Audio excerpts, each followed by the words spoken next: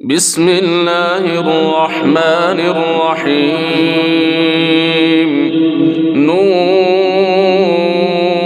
والقلم وما يسطرون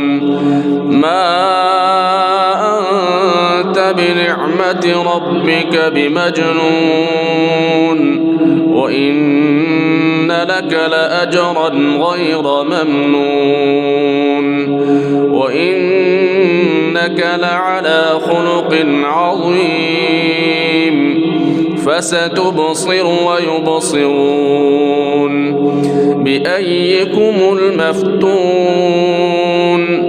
إن ربك هو أعلم بمن ضل عن سبيله وهو أعلم بالمهتدين فلا تطع المكذبين ودوا لو تدهن فيدهنون ولا تطع كل حلاف مهين هماز مشاء بنميم مناع للخير معتد أثيم عتل بعد ذلك زنيم أن كان ذا مال وبنين إذا تتلى عليه آياتنا قال أساطير الأولين سنسمه على الخرطوم إنا بلوناهم كما بلونا أصحاب الجنة إذ أقسموا ليصرمنها مصبحين ولا يستثنون فطاف عليها طائف من ربك وهم نائمون فأصبحت كالصريم فتنادوا مصبحين أن اغدوا على حرثكم إن كنتم صارمين فانطلقوا وهم يتخافتون ألا يدخلنها اليوم عليكم مسكين وغدوا على حرد قادرين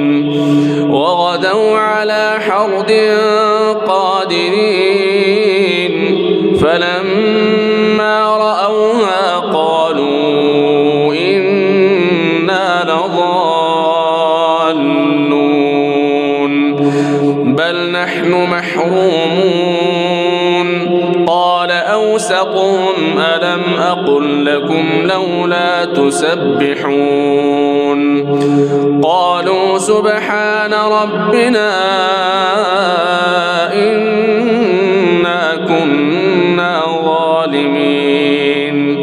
فأقبل بعضهم على بعض يتلاومون قالوا يا ويلنا إنا كنا طاغين عسى ربنا أن يبدلنا خيرا منها إنا إلى ربنا راغبون كذلك العذاب ولعذاب الآخرة أكبر لو كانوا يعلمون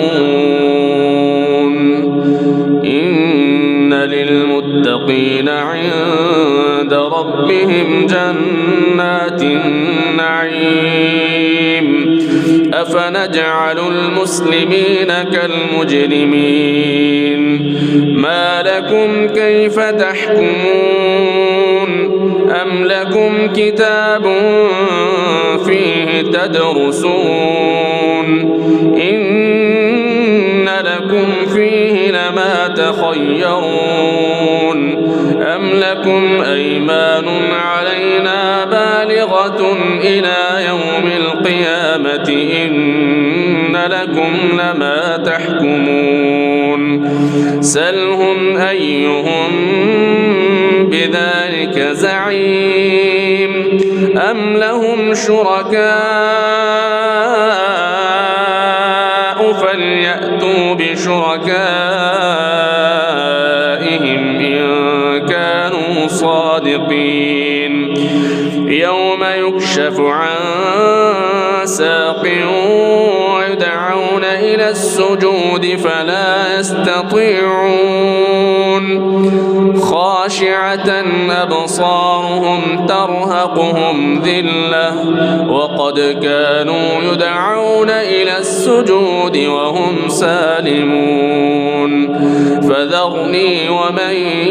يكذب بهذا الحديث سنستدرجهم من حيث لا يعلمون وأملي لهم إن كيدي متين أم تسألهم أجرا فهم من مغرم مثقلون أم عندهم الغيب فهم يكتبون فاصبر لحكم ربك ولا تكن كصاحب الحوت إذ نادى وهو مكظوم لولا أن تداركه نعمة من ربه لنبذ بالعراء وهو مذموم